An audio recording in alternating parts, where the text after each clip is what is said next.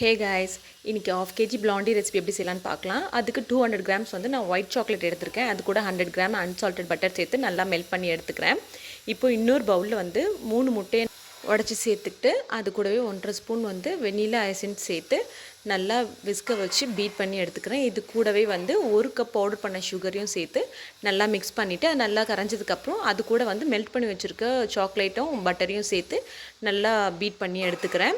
இப்போ இது கூட வந்து ட்ரை இன்க்ரீடியன்ட்ஸ் அதுக்கு என்ன போட்டிருக்கேன்னா ஆஃப் கப் மைதா, 1/4 கப் வந்து மில்க் பவுடர், 1 பிஞ்ச் சால்ட் சேர்த்து இதை நல்லா மிக்ஸ் பண்ணி எடுத்துகிட்டு ஒரு ட்ரேயில் ஆஃப் கேஜி பேக் பண்ணுற ட்ரேயில் போட்டு நல்லா டேப் பண்ணிவிட்டு அதுக்கு மேலே நல்லா நட்ஸு போட்டுட்டு இதை வந்து 180 டிகிரி செல்சியஸில் வந்து 25 மினிட்ஸ் வந்து நல்லா பேக் பண்ணி எடுத்தோன்னா நம்ம பிளாண்டி ரெசிபி ரெடி. இப்போ இதை வந்து நல்லா ஆறுனதுக்கப்புறம் பீஸ் போட்டு வெயிட் போட்டு கஸ்டமருக்கு டெலிவரி பண்ணியாச்சு. தேங்க்யூ. இந்த வீடியோ பிடிச்சிருந்தா லைக் பண்ணுங்கள். பாய்.